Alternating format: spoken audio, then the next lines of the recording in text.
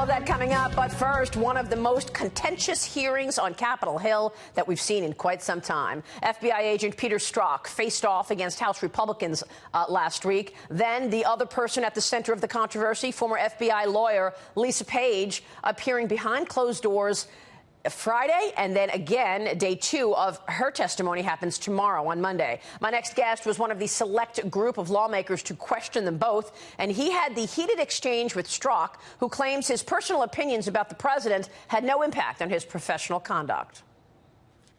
Of the approximately 50,000 text messages that I've seen with your personal beliefs like F Trump, stop Trump, impeach Trump, go ahead and confirm on the record that none of that occurred on an official FBI device or on official FBI time. Go ahead and do that.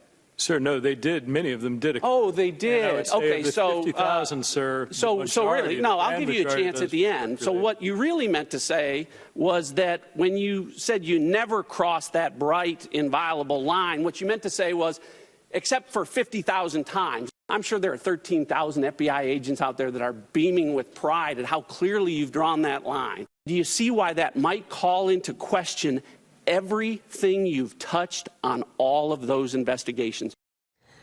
And that, of course, was Congressman John Ratcliffe. He is a member of the House Judiciary and Homeland Security Committees. He is also a former federal prosecutor himself. Congressman, it is good to see you this morning. Thanks so much for joining us. You bet. Thanks, Maria. And nice work there, getting to the heart of the issue in terms of him using his personal devices to trash the president. So at this point, you have interviewed Peter Strzok in that very contentious and public hearing. You have spoken with Lisa Page on Friday, and you will do that again tomorrow for day 2 of her testimony. What have we learned? Well, it was a bit of a circus atmosphere, as you saw, Maria, on Wednesday, and it's easy to lose the forest for the trees. But the most important takeaway, I think, is for people to remember that if the special counsel ever decides to bring any Russia collusion-related charges against anyone associated with the Trump campaign, to include Donald Trump, then Peter Strzok has to be a star witness. He has to be a star witness because he was in charge of the Russia investigation. He started it. He ran it for the first year. He collected all of the evidence. So his credibility is of primary importance. And that's why if you were listening at the hearing, it may have seemed like there were 2 different Peter Strzok's in the room. The Democrats talked about a Peter Strzok who they characterized as a patriot and a hero and someone deserving of a Purple Heart. The Peter Strzok that I questioned is a disgraced FBI agent who has been demoted by the FBI, is being investigated by the FBI for misconduct, for those types of text messages that really call into question how much he hated Donald Trump at the same time that he was investigating Donald Trump. So, look, you know, as a former federal prosecutor, the government can't walk into a courtroom with Peter Strzok as a star witness. Within 10 minutes of seeing these texts, the jurors would have reasonable doubt in their minds. So that's the credibility of Peter Strzok and Lisa Page will be of primary importance to ultimately what people think of the special counsel's findings. So you think this hearing and just his performance, there was arrogance, there was pushback, obstructing, not answering some questions. You think that pokes holes in his credibility as a star witness for the special prosecutor? Well, I certainly didn't find him credible, and I think most American people would say, if I'm the subject of an investigation, would I want this guy investigating me at the same time he's sending 50,000 text messages, many of which talk about how much he hates me? Yeah. Remember, one of the text messages, Maria, less than a week after he was put in charge of the Russia investigation, he said he was going to protect the country from the menace of Donald Trump, that he was going to stop Trump from being president. He talked about an insurance policy.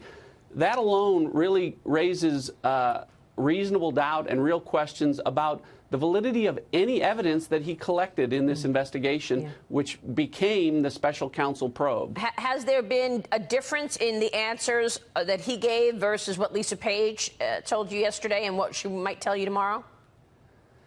So I can't get into the content of the testimony from Lisa Page yet. What I can tell you is that Congressman Gowdy and I had 2 hours to question her on Friday. I can tell you that there are significant differences in her testimony from Agent Strzok as it relates to these text messages, what she thought some of them meant.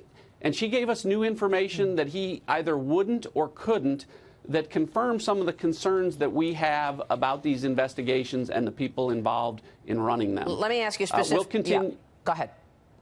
Well, and we'll continue her deposition on Monday, and then after that, we'll have additional witnesses that come in. So we're going to keep the pressure on, Maria. Give me your reaction to the 12 additional indictments that we saw this weekend by Rod Rosenstein. Obviously, they are indicting these 12 Russians for meddling in the 2016 election.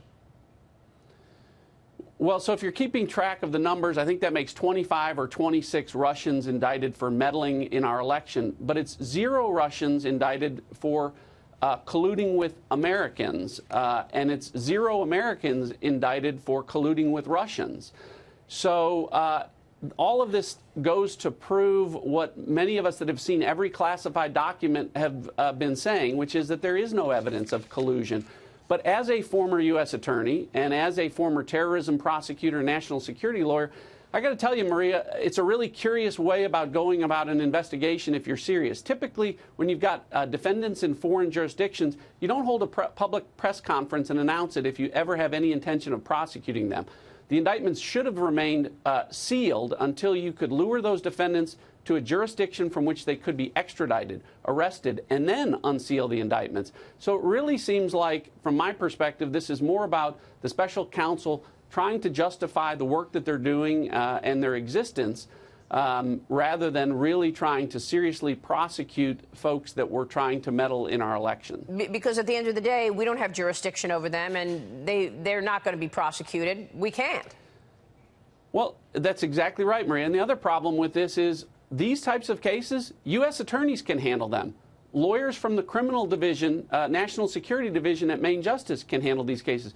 We don't need a special counsel. Remember, the special counsel's mandate is links and coordination between the Trump campaign and the Russian government, and there's not a word of that in any of these indictments. Really, really fascinating.